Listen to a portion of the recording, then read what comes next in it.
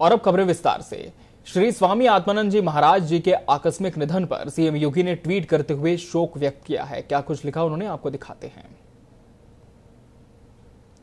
उत्तर प्रदेश के मुख्यमंत्री योगी आदित्यनाथ ने लिखा कि श्री स्वामी आत्मानंद जी महाराज के निधन से समाज ने अपना योग्य मार्गदर्शक खो दिया। प्रभु राम से प्रार्थना है कि दिवंगत पुण्यात्मा को अपने परम धाम में स्थान और शोकाकुल अनुयायियों को ये दुख सहने की शक्ति दे। मातृप्रति प्रदत्त संस्कार एवं परिवेशगत प्रभाव से स्वामी जी ने सेवा की। स्वामी स्वतंत्रानंद जी के क्षेत्रों को स्वीकार कर आपने 1960 में संन्यास ग्रहण किया था।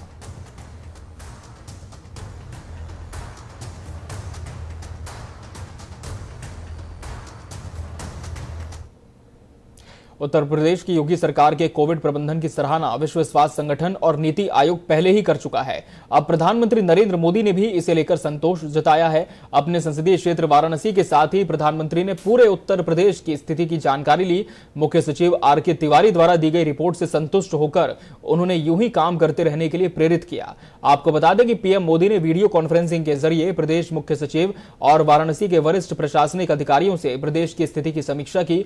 इस दौरान अधिकारियों ने बताया कि उत्तर प्रदेश में संक्रमण दर मात्र 3.2% ही रह गई है, जबकि रिकवरी दर बढ़कर 90% से ज्यादा हो गई है। उन्होंने बताया कि सरकार गांव को संक्रमण से बचाने के लिए गांव-गांव सर्वे करा रही है। हर गांव में क्वारंटीन सेंटर बनाए गए हैं।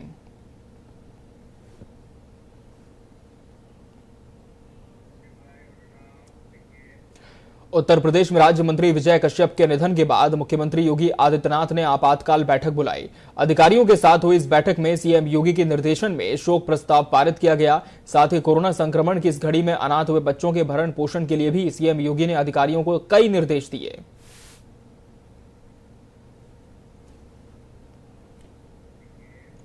उत्तर प्रदेश में कोरोना संक्रमण की दर लगातार कम हो रही है, लेकिन निजी अस्पतालों की शिकायतें अभी बरकरार है।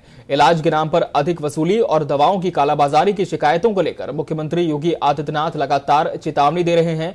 अब उन्होंने कालाबाजारी में लिप्त मेडिकल और पैरामेडिकल स्टाफ की प्रोफेशनल डिग्री भी निलंबित करने का निर्देश दिया है। सीएम योगी ने वरिष्ठ अधिकारियों के साथ कोरोना प्रबंधन की समीक्षा बैठक में कहा कि रेमडेसिविर इंजेक्शन सहित किसी भी जीवन रक्षक दवा की कालाबाजारी में संलिप्त लोगों के खिलाफ एनएसए जैसे कठोर कानून के तहत कार्रवाई की जाए।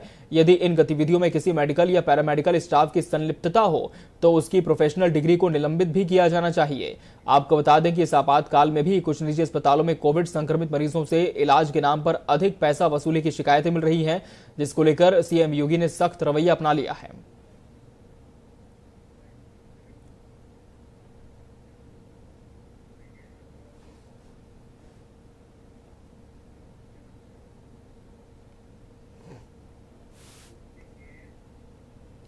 उत्तर प्रदेश में शिक्षक कर्मचारी संघ ने दावा किया कि कोरोना संक्रमण के दौरान कराए गए इस चुनाव की वजह से 1621 कर्मचारियों की मौत हुई है, जबकि यूपी सरकार के आंकड़े इससे एकदम अलग हैं। मंगलवार को बेसिक शिक्षा परिषद की तरफ से दावा किया गया है कि यूपी में पंचायत चुनाव के दौरान कोरोना से सिर्फ 3 शिक्षकों की मौत हुई है। आंकड़ों की ये उलझन नहीं समझे हैं तो जरा ये पूरी रिपोर्ट देखिए।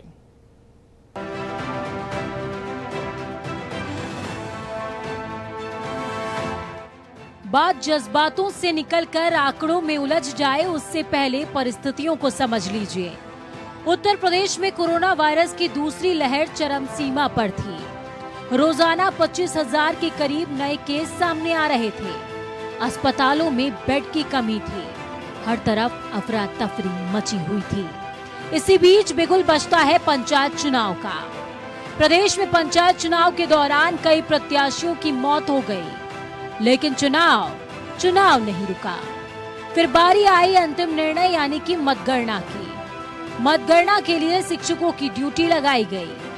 कई तो ऐसे जो बीमारी के कारण छुट्टी के लिए गिड़गिड़ाते रहे, लेकिन साहबों का न दिल पसीजा न ड्यूटी में कटौती हुई। फिर वही हुआ जिसका डर था। मतगणना के दौरान कई शिक्षक कोरोना संक्रमण की चपेट में आ गए।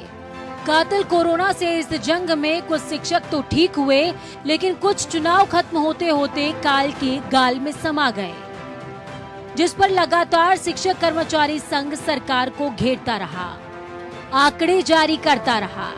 अभी हाल ही में जारी आंकड़ों के मुताबिक कोरोना संक्रमण के दौरान कराए गए पंचायत चुनावों में 1621 कर्मचारियों ने दम तोड़ दिया।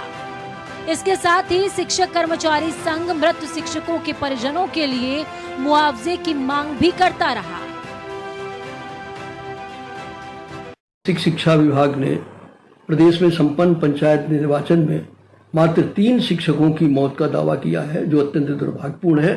ये सरकार की संवेदनहीनता की पराकाष्ठा है। कहा गया है कि शिक्षक के मतगणना या मतदान स्थल तक जाने और वहां से वापस आने के बीच में अगर किसी शिक्षक की मौत हुई है तो उसे मुआवजा दिया जाएगा।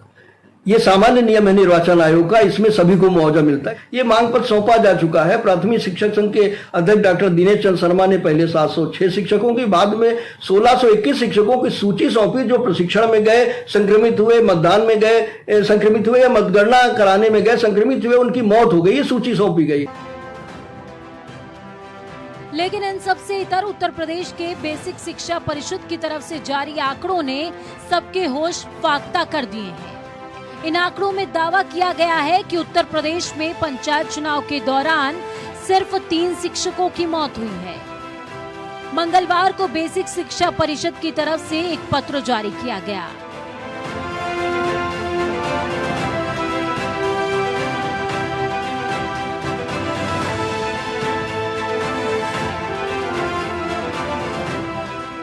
जिसमें कहा गया है कि राज्य निर्वाचन आयोग द्वारा निर्गत गाइडलाइन के अनुसार निर्वाचन अवधि की गणना, मतदान, मतगणना कार्य हेतु कर्मचारी के स्थान से ड्यूटी स्थल तक पहुंचने और ड्यूटी समाप्त करके उसके निवास स्थान तक पहुंचने तक की अवधि मान्य होगी। लो भाई, दस्तावेज में लिख दिया तो मान्य होगा, लिखित हो गया है ना। यानी कि अगर कोई शिक्षक वेंटिलेटर पर जीवित अपने घर पहुंच गया और घर पहुंचने के बाद उसकी मौत हो जाती है तो उसे पंचायत चुनाव के दौरान संक्रमण के कारण हुई मौत में नहीं गिना जाएगा। बेसिक शिक्षा परिषद के आंकड़ों और शिक्षक कर्मचारी संघ के आंकड़ों में जमीन आसमान का अंतर है। शिक्षक कर्मचारी संघ का कहना है कि पंचायत चुनाव के दौरान कोरोना संक्रमण से 1621 मौतें हुई हैं, तो वहीं बेसिक शिक्षा परिषद का कहना है कि सिर्फ 3 मौतें हुई हैं। आंकड़ों के इस खेल में कौन सच्चा है कौन झूठा, किसके दावों पर यकीन किया जाए, ये तो हम आप तय नहीं कर सकते, लेकिन इतना जरूर कह सकते हैं कि मौत इतना भी असंवेदनशील मुद्दा नहीं है कि आंकड़ों से मानवीय भावनाओं को शून्य कर दिया जाए। और मौत चाहे जब हुई हो, लेकिन अगर इन मौतों के तार पंचायत चुनावों से जुड़े हैं तो सच्चाई पर शोध होना चाहिए, क्योंकि एक मौत से कई मासूम अनाथ हुए होंगे, किसी की माँ की ममता छिन गई होगी, तो किसी के सर से पिता का साया उठ गया होगा। जनता टीवी के लिए विशाल त्रिपाठी की रिपोर्ट।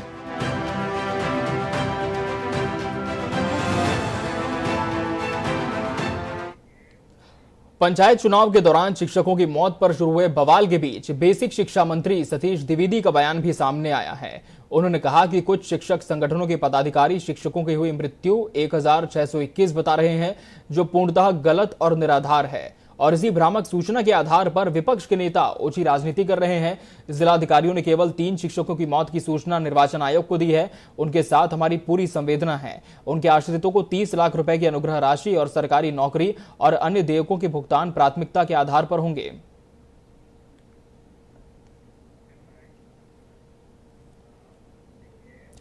तो वहीं इस मामले को लेकर कांग्रेस की महासचिव प्रियंका गांधी ने भी सरकार को घेरा है। क्या कुछ कहा है प्रियंका ने, आइए हम ग्राफिक्स के जरिए आपको दिखाते हैं। उन्होंने ट्वीट किया, पंचायत चुनाव में ड्यूटी करते हुए मारे गए 1621 शिक्षकों की मौत बेहद दुखद है। उत्तर प्रदेश शिक्षक संघ द्वारा जारी लिस्ट को संवेदनहीन उन्होंने बताया है। झूठ कहकर मृत शिक्षकों की संख्या मात्र 3 बता रही है यूपी सरकार। यह भी प्रियंका गांधी ने अपने ट्वीट में लिखा है, और लिखा है कि शिक्षकों को जीते जी उचित सुरक्षा उपकरण और इलाज नहीं मिला और अब मृत्यु के बाद सरकार उनका सम्मान भी छीन रही है। तो शिक्षकों की मौत पर अब राजनीति भी शुरू हो गई है।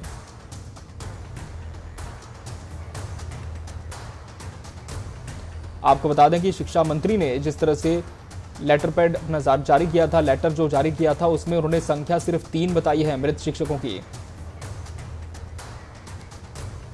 शिक्षा मंत्री ने अपने लेटर में केवल 3 शिक्षकों की मौत यहां पर दर्शाई है। उसी को लेकर प्रियंका गांधी ने ट्वीट किया और सरकार पर पलटवार किया है। तो वहीं उत्तर प्रदेश में पंचायत चुनाव के दौरान हुई शिक्षकों की मौत पर सियासत भी तेज होने लगी है। कांग्रेस के प्रदेश प्रवक्ता अंशु अवस्थी ने इस मामले को लेकर भाजपा सरकार पर निशाना साधा है। कांग्रेस प्रवक्ता ने कहा कि योगी सरकार मृतक शिक्षकों को चुनावी ड्यूटी में मृत न मानकर संवेदनहीनता की पराकाष्ठा पार कर रही है।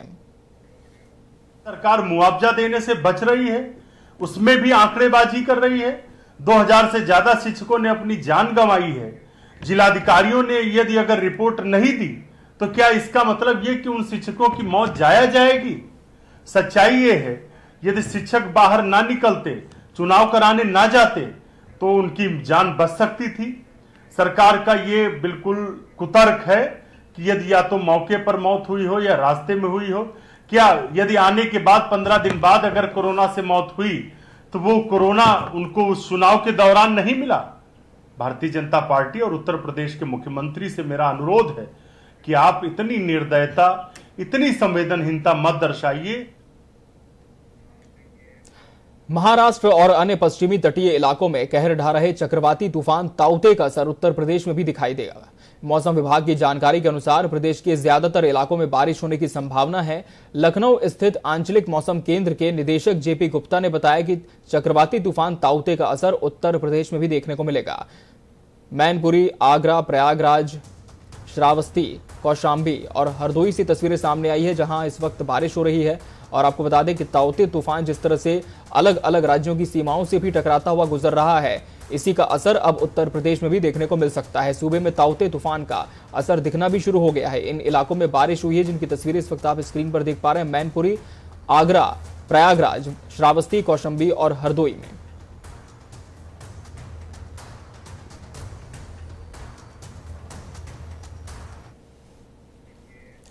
गंगा के किनारे रेत में दफन इन लाशों को आप भूले तो नहीं है ना? भूलना भी नहीं चाहिए क्योंकि मौसम विभाग लखनऊ ने ताउते तूफान के चलते अलर्ट जारी किया है। विभाग के अनुसार महोबा, हमीरपुर, बांदा, चित्रकूट, फतेहपुर, कौशाम्बी और प्रयागराज के आसपास के क्षेत्रों में भारी बारिश की आशंका है और बुधवार को पूरे दिन प्रयागराज समेत कई क्षेत्रों में रुक रुक कर बारिश हुई भी है। असल में प्रयागराज में फाफामऊ गंगा घाट समेत कई घाटों में सिर्फ 2-2 फीट के गड्ढे खोदकर ही न जाने कितनी ही लाशों को दफनाया गया है। इन रेत की कब्रों की रेत बारिश के चलते अब बैठ रही है, जिसके चलते किसी भी वक्त ये रेत की चादर से ढकी लाशें ऊपर आ सकती हैं, जो गंगा के लिए बड़ा खतरा है और महकमे के लिए सरदर्द भी।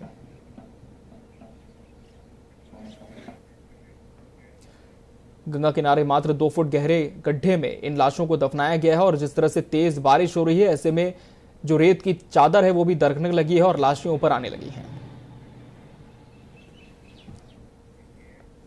उत्तर प्रदेश में कोरोना संक्रमण की दूसरी लहर का सामना कर रहे लोगों के लिए राहत देने वाली खबर है। प्रदेश में कोरोना संक्रमण से रिकवरी की दर बढ़कर 91.4% हो गई है। नए संक्रमित मरीजों की संख्या में भी लगातार गिरावट दर्ज की जा रही है। पिछले 24 घंटे में कोविड संक्रमण के 7,336 नए मामले सामने आए हैं, जबकि 19,669 लोगों को डिस्चार्ज किया गया। इस दौरान 282 लोगों की मौत हो गई है। उत्तर प्रदेश में कोरोना संक्रमित रोगियों के स्वस्थ होने की रफ्तार तेज हो गई है। मई में बीते 19 दिनों में लगातार नए रोगियों के मुकाबले बड़ी संख्या में मरीज स्वस्थ हो रहे हैं। अगर बीते 30 अप्रैल से तुलना की जाए तो अब संक्रमण धीरे धीरे काबू में आ रहा है।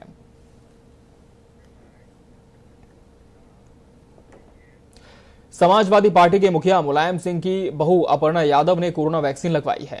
उन्होंने लोक बंधु हॉस्पिटल पहुंचकर वैक्सीन की पहली डोज ली। अपर्णा यादव ने कहा, हमारे लिए यहां गौरव की बात है कि वैक्सीन हमारे भारत के डॉक्टरों ने बनाई है। उन्होंने कोरोना की पहली डोज लेने के बाद लोगों से वैक्सीन लगवाने की अपील की। करबद्ध निवेदन करती हूँ सभी भारतीय लोगों से। आज मैंने इसी प्रक्रिया में अपना टीकाकरण करा है और कोवैक्सीन लगवाई है यहाँ लोक बंधु श्री राजनारायण अस्पताल में।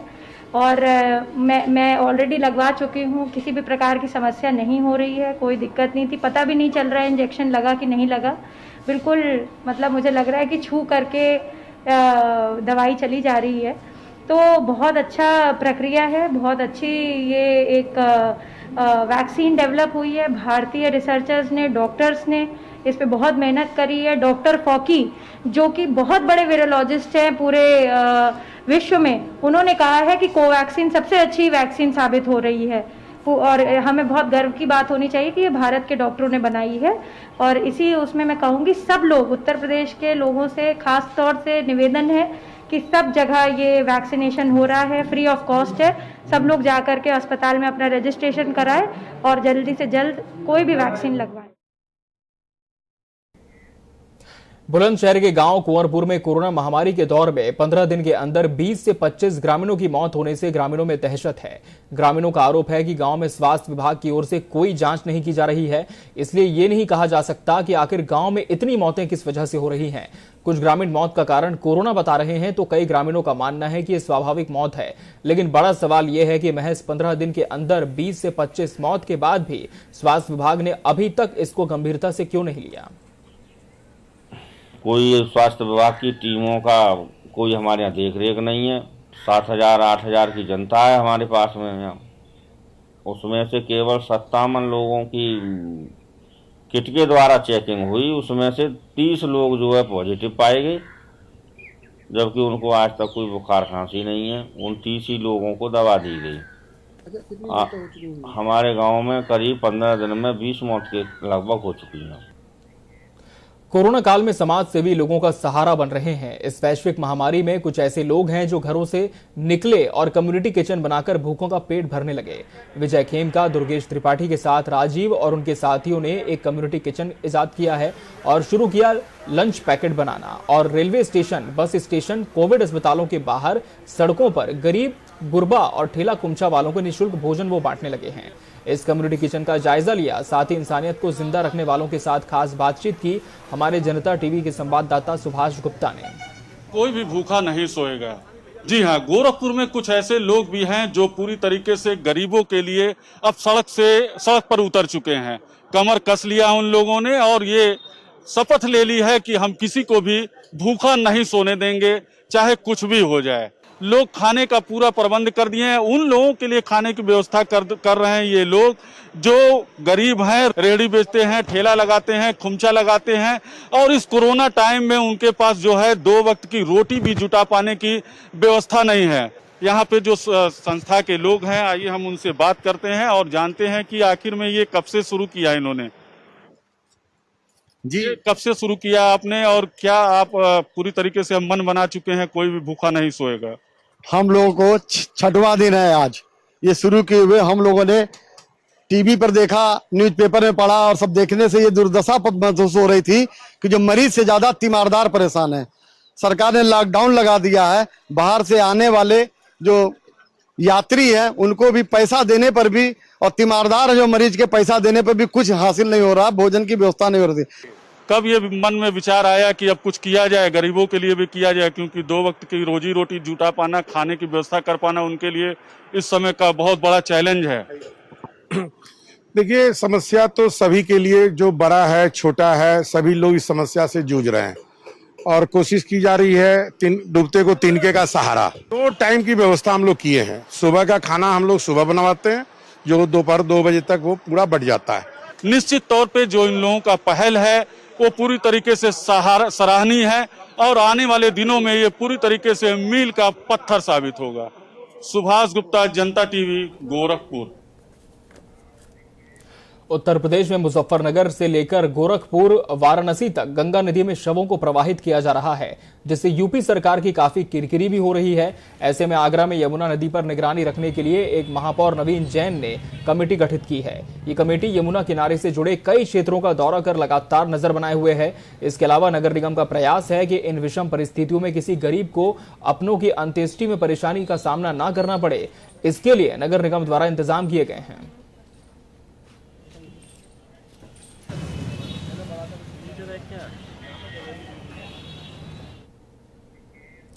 त्रिस्तरीय पंचायत चुनाव के बाद कोरोना महामारी गांव में तेजी से पैर पसार रही है, जिसको देखते हुए योगी सरकार अब सामुदायिक स्वास्थ्य केंद्रों पर ऑक्सीजन की पर्याप्त व्यवस्था करने में जुट गई है। यूपी के महाराजगंज में 12 सामुदायिक स्वास्थ्य केंद्रों पर ऑक्सीजन सप्लाई के लिए पाइप लाइनों को बिछाने का काम जल्द ही शुरू होने वाला है। सामुदायिक स्वास्थ्य केंद्र गोपाला में 50 बेड के लिए ऑक्सीजन कंसंट्रेटर की व्यवस्था हो गई है। वहीं हुगली के सामुदायिक स्वास्थ्य केंद्र पर लग रहे ऑक्सीजन पाइपलाइन का जिलाधिकारी डॉक्टर उज्जवल कुमार ने निरीक्षण किया। उज्जवल कुमार ने बताया कि जनपद के सभी सामुदायिक स्वास्थ्य केंद्रों पर ऑक्सीजन पाइप लाइन लगाने का काम जल्द शुरू होने वाला है। जल्द ही जनपद के सामुदायिक स्वास्थ्य केंद्र पर ऑक्सीजन पाइपलाइन लगा दिए जाएंगे। अभी हमारे यहाँ 2 L2 चल रहे हैं, एक प्राइवेट का और एक हमारे सरकारी अस्पताल का। और इसके अलावा सभी CHC पे धीरे धीरे प्रयास किया जा रहा है, जिसमें गुगली में ऑक्सीजन पाइपलाइन की व्यवस्था की गई है और हमारे गोपाला में ऑक्सीजन कॉन्सेंट्रेटर के साथ हम लोग L2 चालू कर रहे हैं। तो धीरे धीरे करके हम लोग सभी जितने भी हमारे सामुदायिक स्वास्थ्य केंद्र हैं उसमें सभी जगह ऑक्सीजन पाइपलाइन की व्यवस्था और ऑक्सीजन कॉन्सेंट्रेटर या फिर ऑक्सीजन प्लांट की व्यवस्था करेंगे। वाराणसी से खबर है, जहां सारनाथ थाना अंतर्गत श्रीनगर कॉलोनी स्थित एक कच्चे मकान में 2 लाशें मिलने से सनसनी फैल गई। शव होने की सूचना स्थानीय लोगों ने पुलिस को दी थी। मौके पर पहुंची पुलिस ने सड़ चुकी लाशों को कब्जे में लेकर मोर्चरी में रखवा दिया है।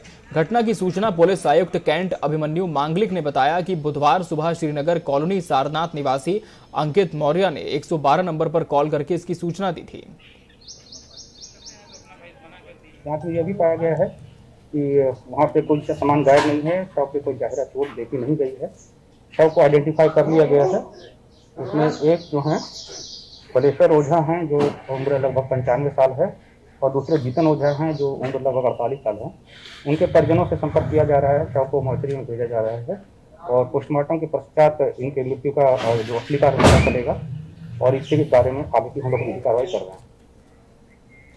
कोरोना के संकट की घड़ी के बीच अस्पताल प्रशासन के द्वारा लापरवाही की तस्वीरें लगातार सामने आती रही हैं और ये लापरवाही के मामले रुकने का नाम नहीं ले रहे हैं। इस बार मामला वाराणसी के रमना गांव से आया है, जहां एक युवक की कोरोना से मौत हो गई। अस्पताल ने बड़े भाई की रिपोर्ट में मौत का कारण निमोनिया लिखा बताया। क्या इस प्रकार की कागजी कार्रवाई से अस्पताल प्रशासन मौत के आंकड़ों को छुपाने का काम कर रहा है?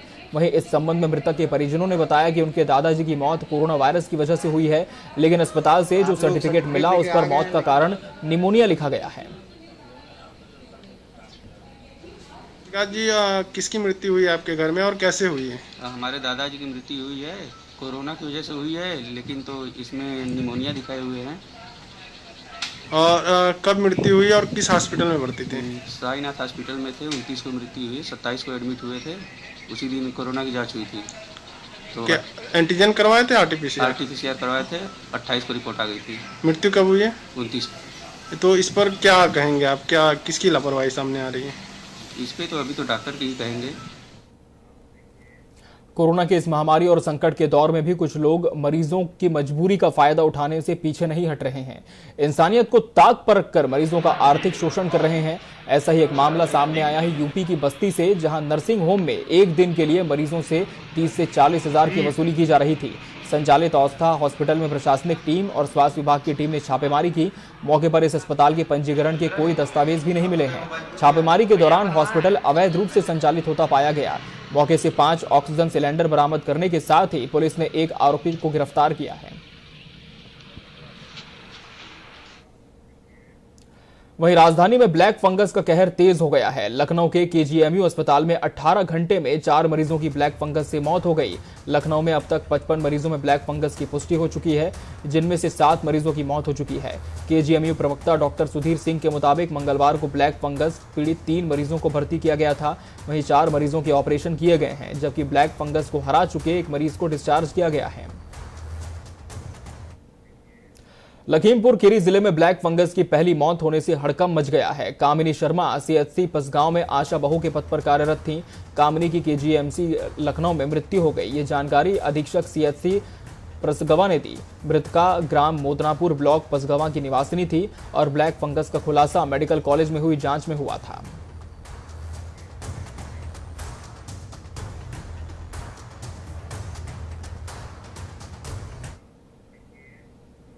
इसी के साथ इस बुलेटिन में फिलहाल इतना ही। दीजिए इजाजत। नमस्कार।